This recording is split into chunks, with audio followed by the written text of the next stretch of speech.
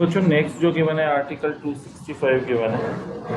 देखो ध्यान देना, आर्टिकल 265 डिस्कस कर रहा हूँ। Power to levy taxes. बच्चों सरकार टैक्स तभी लगा सकती है, तभी कलेक्ट कर सकती है जब उसके ऊपर सरकार ने अलग से लॉ पास किया है। हाँ जी, सरकार टैक्स तभी लेवी कर सकती है, तभी कलेक्ट कर सकती है जब उसके ऊपर अलग से लॉ पास किया है। ऐसा कहाँ लिखा हुआ है? ऐसा भारत के संविधान में लिखा हुआ है, कॉन्स्टिट्यूशन ऑफ इंडिया में। पावर टू लेवी टैक्स, सरकार को टैक्स लगाने की पावर और उसे कलेक्ट करने की पावर हमारे संविधान में दी गई है। अच्छा, हिंदी में क्या बोलते हैं आर्टिकल को? अनुच्छेद 265, 265, आर्टिकल 265 इसमें लिखा हुआ है। तो इसमें लिखा हुआ है कि अगर सरकार टैक्स लगाना चाहती है तो उसके ऊपर लॉ बनाना जरूरी है।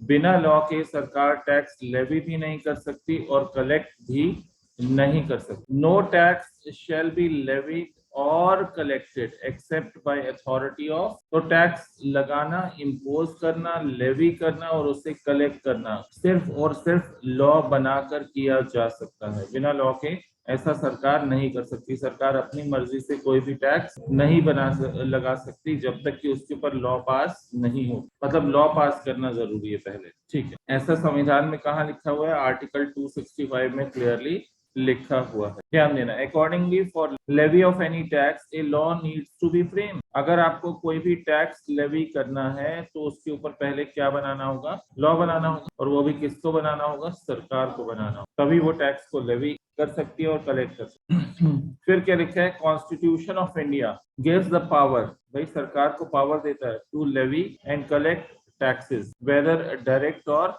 Indirect to the central and state government. मतलब टैक्स के ऊपर लॉ बनाने की पावर सेंट्रल और स्टेट गवर्नमेंट को कहां से मिलती है? कॉन्स्टिट्यूशन ऑफ इंडिया से मिलती है। Done. The parliament and state legislature, centre में तो पार्लियामेंट है और स्टेट में स्टेट लेजिस्लेचर्स होती हैं, are empowered to make laws, are empowered to make laws on the matters enumerated in the 7th schedule by virtue of article 246 of constitution of India। इसके बारे में भी हम लोग कई बार बात कर चुके हैं ना। शॉर्ट में अगर मैं इसको एक्सप्लेन करूं, बताना जरूरी है क्योंकि हो सकता है कुछ बच्चों ने नहीं अटेंड किया। बच्चों हम बात कर रहे हैं कॉन्स्टिट्यूशन ऑफ इंडिया। इसमें हम लोग रेफर करेंगे किसे? Article 246। Article 246 constitution of India का है। ये रेफर करता है किसको? शेड्यूल 7। शेड्यूल 7। अच्छा, शेड्यूल 7 में बच्चों 3 अलग अलग लिस्ट दी हुई है। लिस्ट 1, लिस्ट 2 एंड लास्ट में लिस्ट 3। बच्चों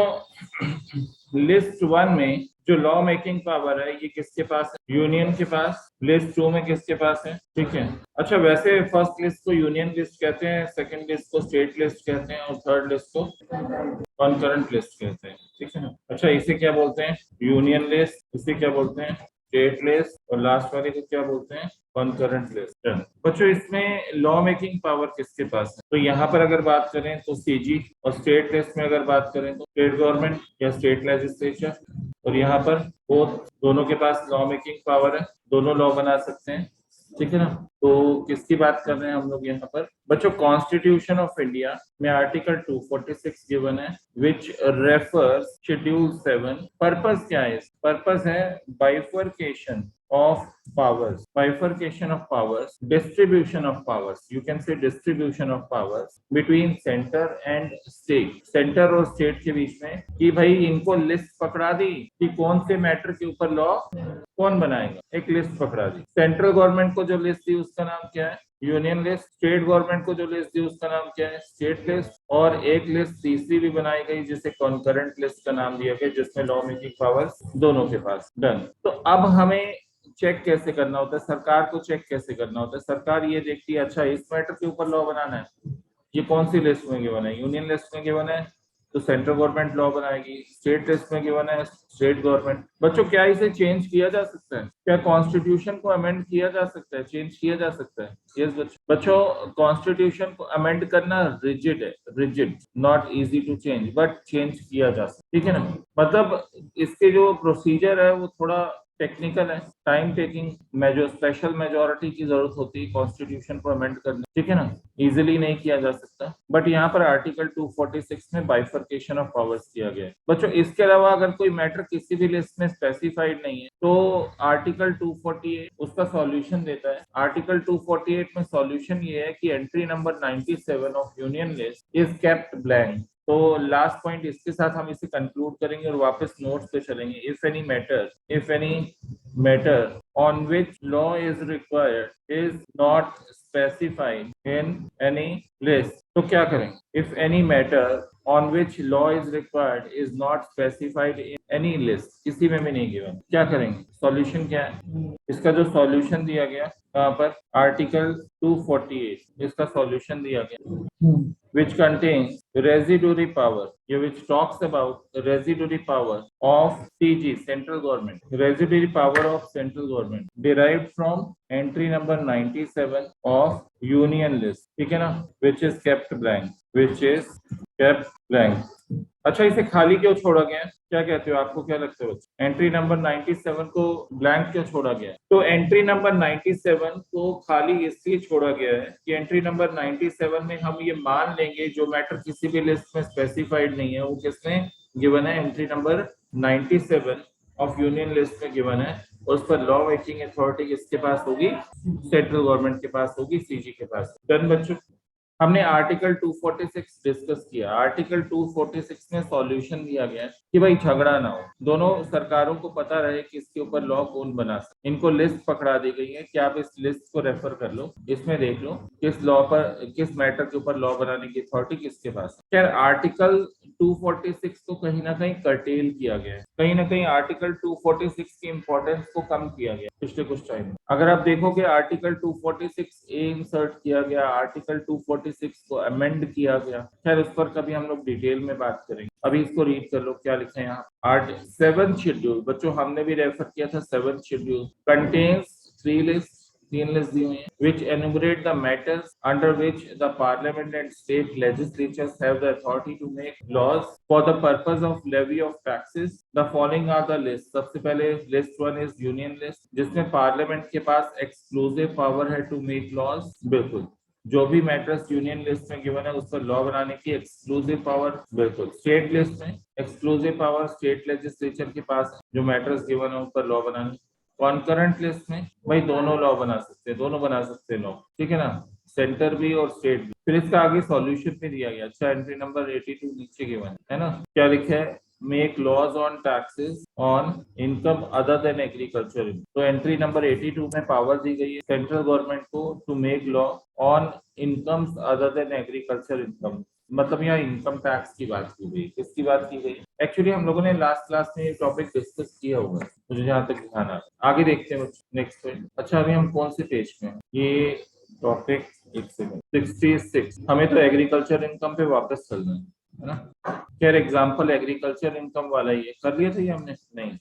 mister x has income out of that business profession, कर लिया था? फिर ऐसे लग रहा है। स्टेप्स वाले क्वेश्चन भी कर लिए थे ना। कौन से क्वेश्चन तक कर लिया था हम लोगों ने? चलो ना, डोर बंद। हाँ जी, दृष्टि कहाँ तक करके आए क्वेश्चन साहब? कहाँ तक किए आपने? ये दृष्टि, अच्छा मैं चेक कर लेता हूँ, एक मिनट। बच्चों अब अनम्यूट कर सकते हो आप, अब कर सकते। यस मिस्टर, जो पहले अभी आपने क्वेश्चन दिखाया था ना पीजीबीपी और एग्रीकल्चर इनकम वाला क्वेश्चन, वहाँ तक हो गया? बच्चों एक काम करना, क्वेश्चन नंबर 20, 21, 22 ये सारे आपका होमवर्क है। 22 तो वैसे ही ओरली डिस्कस हो जाएगा। देखो, mister x has agriculture income of 5 lakh and non agriculture income कितनी? 2.5 लाख। हमने पढ़ा था दो कंडीशंस हैं। एक तो एग्रीकल्चर इनकम 5,000 रुपए को एक्सीड करनी चाहिए, एग्रीकल्चर इनकम 5,000 को एक्सीड करे, और non agriculture income maximum exemption limit को एक्सीड करे। तो क्या होगा? वो 4 स्टेप्स फॉलो करने है ना। वो जो पार्शियल इंटीग्रेशन था जो हमने लास्ट क्लास में किया था, पार्शियल इंटीग्रेशन, वो तब करना होता है जब 2 कंडीशंस फुलफिल हो। पहला, एग्रीकल्चर इनकम 5,000 रुपए को एक्सीड करे, और non agriculture income maximum exemption limit, किसी केस में 2.5 लाख है, सीनियर सिटीजन में 3 लाख है, वेरी सीनियर 5 लाख है ना, उनको एक्सीड करे। अगर ये दोनों कंडीशन फुलफिल होती है तो पार्शियल इंटीग्रेशन होगा, वो 4 स्टेप्स फॉलो होंगे। स्टेप 1 में टैक्स निकालेंगे, स्टेप 2 का टैक्स माइनस करेंगे, है ना, वो वाले स्टेप्स। लेकिन क्या यहाँ पर ऐसा होगा? यहाँ पर नहीं होगा, क्योंकि एग्रीकल्चर इनकम तो चलो ठीक है 5,000 को एक्सीड कर रही है, एग्रीकल्चर इनकम तो ठीक है 5,000 को एक्सीड कर रही है, लेकिन non agriculture income exemption limit को एक्सीड नहीं कर रही, इसलिए पार्शियल इंटीग्रेशन वाला केस नहीं है। तो सीधा सीधा इसकी टैक्स लायबिलिटी क्या हो जाएगी? नेल हो जाएगी सिंपली, नहीं। ठीक है ना, क्योंकि जितनी भी नॉन एग्रीकल्चर इनकम है वो पूरी की पूरी एग्जाम्प्ट है। 2.5 लाख तक तो वैसे एग्जाम्प्ट है ना, तो नॉन एग्रीकल्चर इनकम तो इसकी पूरी की पूरी एग्जाम्प्ट है, 2.5 लाख तक वैसे एग्जाम्प्ट है, और एग्रीकल्चर इनकम भी एग्जाम्प्ट है अंडर सेक्शन 10 सबसेक्शन 1। तो पार्शियल इंटीग्रेशन होगा नहीं, क्योंकि वो दोनों कंडीशंस फुलफिल नहीं हो रही। नेक्स्ट क्वेश्चन देखो बच्चे, इसके लिए पिछली क्लास का अच्छे से स्टडी किया होना जरूरी है। बच्चों मिस्टर एक्स की एज कितनी है? 70 years. It means he is क्या, ये सीनियर सिटीजन? सीनियर सिटीजन है। अच्छा, एग्रीकल्चर इनकम 380 है, मतलब 5,000 रुपए को एक्सीड कर रही है। नॉन एग्रीकल्चर इनकम, अच्छा सीनियर सिटीजन की एग्जम्पशन लिमिट 3 लाख होती है ना, तो इसमें भी इनकी एग्रीकल्चर इनकम जो सीनियर सिटीजन की मैक्सिमम एग्जम्पशन लिमिट है उसको एक्सीड नहीं कर रही, 3 लाख को एक्सीड नहीं कर रही इनकी नॉन एग्रीकल्चर इनकम। 70 ईयर्स की एज है, सीनियर सिटीजन है ना, 60 साल से ऊपर क्या होते हैं? इनकम टैक्स के प्रोविजंस में हमने पहले पढ़ा है, जो बच्चे अच्छे से घर पे स्टडी कर रहे हैं उनको याद होगा बच्चों, पिछली क्लासेस में किया हमने। More than 60 years senior citizen, ठीक है ना, तो उसकी और उनके लिए एग्जम्पशन लिमिट कितनी होती है? 2.5 लाख की जगह 3 लाख होती है, और इसकी इनकम भी 3 लाख है, तो पार्शियल इंटीग्रेशन नॉट एप्लीकेबल। और वैसे ही 3 लाख तक इनकम एग्जाम्प्ट है, तो भाई कुछ भी टैक्सेबल नहीं होगा, टैक्स लायबिलिटी नील आ जाएगी। नेक्स्ट पॉइंट देख, Mrs X has agriculture income of 1 lakh, income under the head salary amounting to ₹3,05,000। देखो एग्रीकल्चर इनकम कितने को एक्सीड कर रही है? 5,000 रुपए को एक्सीड कर रही है, पहली कंडीशन। दूसरा, non agriculture income exemption limit को एक्सीड कर रही है, दोनों एक्सीड कर रही है। कैपिटल गेन 10 लाख है, कैजुअल इनकम 1 लाख है, डेट ऑफ बर्थ दी हुई है, तो क्या 60 ईयर्स से ऊपर है? चेक करना, 60 ईयर्स कंप्लीट हो रहे हैं, 31 मार्च को 60 ईयर्स कंप्लीट हो जाएगा। बच्चों ध्यान देना, पहले सैलरी दिखा दी, फिर LTCG दिखा दिया, पहले तो हमें टोटल इनकम निकालनी होती है ना, ऐड कर देंगे सबको, क्या कर देंगे? ऐड कर देंगे, ऐड करके हमारी क्या आ गई? फिर डिडक्शन इसमें कोई है नहीं, क्वेश्चन में ही नहीं है। डिडक्शन अगर माइनस करें तो उसके बाद जो इनकम बचती है टोटल इनकम, बच्चों ऊपर ग्रॉस टोटल इनकम, फिर डिडक्शन माइनस की, फिर टोटल इनकम। अच्छा, एग्रीकल्चर इनकम कितनी है? 1 लाख रुपए। बच्चों अब इस पर टैक्स निकालना है। कैजुअल इनकम पर तो सीधे सीधे 30% लगती है विदाउट एनी डाउट, ठीक है। Long term capital gain 20%। Normal income हमारी 3,05,000 है, ठीक है। अच्छा, पार्शियल इंटीग्रेशन होगा, क्यों होगा भाई? एग्रीकल्चर इनकम 5,000 रुपए को एक्सीड कर रही है, और non agriculture income exemption limit को एक्सीड कर रही है, तो पार्शियल इंटीग्रेशन तो होगा। पहले क्या करेंगे? इन दोनों को ऐड करके इन पर टैक्स निकाल लेंगे, तो कितना आ जाएगा? 5250। बच्चों कैलकुलेट करके देखो, टैक्स कैलकुलेट करने की प्रैक्टिस होनी चाहिए ना। हाँ जी, 60 ईयर्स की एज हो रही है, 3 लाख तक एग्जाम्प्ट है, ऐसे ही कुछ है। क्या किया यहाँ पर बच्चों? 3 लाख तक तो क्या आ गया था? नील, प्लस में बैलेंस कितना बचेगा? 1,05,000 का कितने परसेंट? 5% टैक्स निकल आएगा। कितना? 5250। ये 1,05,000 कैसे आया बच्चों? टोटल इनकम कितनी आ रही है? 4,05,000 आ रही है स्टेप 1 में, जिस पर टैक्स निकालना है 4,05,000 है, जिसमें से क्योंकि 60 की एज है तो 3 लाख तक तो नहीं होगा। बैलेंस कितना बचेगा? 1,05,000 अप टू 5 लाख 5% होते हैं ना, 3 लाख से 5 लाख तक, तो 5 लाख से तो कम ही है, तो बैलेंस निकाल लेंगे 1,05,000 का 5%, 5250। बच्चों फिर टैक्स निकालेंगे किस पर? एक तो एग्रीकल्चर इनकम को सेकेंड स्टेप में क्या करते हैं? एग्रीकल्चर इनकम को लेते हैं और मैक्सिमम एग्जम्पशन लिमिट को लेते हैं, तो मैक्सिमम एग्जम्पशन लिमिट ले लिया और एग्रीकल्चर इनकम ले ली, इन दोनों को ऐड करके इन दोनों पे टैक्स निकाल लिए। कितना आ गया? फिर वही आ गया 3 लाख तक, तो क्या आ गया? नेल, प्लस 1 लाख पे कितना आ गया? 5%, तो टैक्स हमारा 5,000 आ गया, माइनस हो जाएगा, बैलेंस टैक्स निकाल लेंगे 250। फिर इस पर क्या करेंगे? हाँ जी बच्चे, इसमें हम ऐड कर लेंगे ऊपर वाली जो टैक्स की कैलकुलेशन की, टैक्स निकाल रखा था ना, कितना निकाल रखा था? 2,30,000 वो वाला, और ये वाले 250, इन दोनों को क्या कर दिया? ऐड कर दिया, टोटल टैक्स आ गया। ऊपर हमने निकाल रखा था कैजुअल इनकम पे, लॉन्ग टर्म कैपिटल गेन पे टैक्स, वो टैक्स, और ये 250 टैक्स, दोनों को ऐड करके ये आ गया। इस पर क्या लगा दिया? इस पे 4% ऐड कर दिया। हेल्थ एंड एजुकेशन से ऐड करके कितना आ गया? 239,460। ये क्या आ गई? Tax liability. सर ये स्टेप्स वाला नहीं समझ। कौन सा वाला? ये जो स्टेप 1 स्टेप क्या पढ़ाया था? सैलरी में क्यों ऐड करी है? उसमें तो वो था ना एग्रीकल्चर और नॉन एग्रीकल्चर हाँ, वही वही किया है हमने यहाँ ऐड पर भी। करते थे, बिल्कुल वही किया है कि स्टेप 1 में हमने, तो सैलरी है। हाँ, इसमें उसमें एक और लाइन हमने पढ़ी थी, उसमें हमने ये भी पढ़ा था कि उसमें हम कैजुअल इनकम और लॉन्ग टर्म कैपिटल गेन को इंक्लूड नहीं करते नॉन एग्रीकल्चर इनकम में, ठीक है ना। कैपिटल गेन को, कैजुअल इनकम को, ठीक है ना, इन सबको इंक्लूड नहीं करते। तो उसको छोड़कर कौन सी इनकम बची? सिर्फ सैलरी की, ठीक है ना। तो सिर्फ सैलरी को ही क्लब यहाँ पर इंक्लूड करेंगे। डन। सर ये कैजुअल इनकम और ये कैपिटल गेन वाला जो आपने बताया, मतलब लॉन्ग टर्म कैपिटल गेन है, ये मतलब ऊपर ऐड नहीं होगा ना, मतलब टोटल इनकम के साथ? देखो, हमने यहाँ पर तो इसे लिया है, ठीक है। देखो, टोटल इनकम में हमने एलटीसीजी वगैरह को लिया है, कैजुअल इनकम को लिया है। अच्छा, हाँ हाँ। लेकिन जब टैक्स निकालना है ना, जब कंप्यूटेशन ऑफ टैक्स लायबिलिटी करेंगे, दैट इज इम्पोर्टेंट। ओके, सही। तो जब कंप्यूटेशन ऑफ टैक्स लायबिलिटी करेंगे तो हम क्या करेंगे, हम इन सब पर टैक्स अलग अलग निकालेंगे। कैजुअल इनकम का टैक्स अलग निकालेंगे, एलटीसीजी का टैक्स अलग निकालेंगे, और फिर नॉर्मल इनकम जो हमारी सैलरी वाली है और एग्रीकल्चर इनकम है, उसका पार्शियल इंटीग्रेशन करके टैक्स अलग निकालेंगे, ठीक है ना।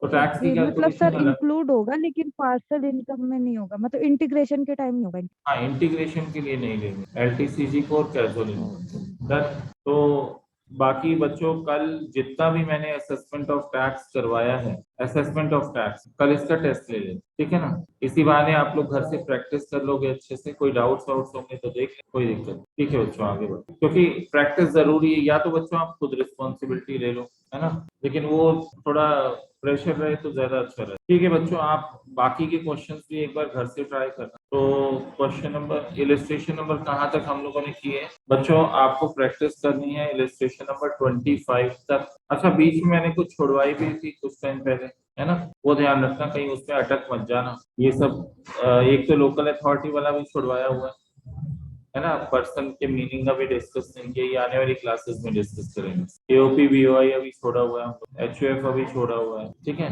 कंपनी और फॉर्म वाले क्वेश्चंस कर लिए, उनकी प्रैक्टिस कर ली। अच्छा, ये सेक्शन 115 जीएसटी ये डोमेस्टिक कंपनी वाला तो हम लोगों ने कर लिया था ना, डोमेस्टिक कंपनी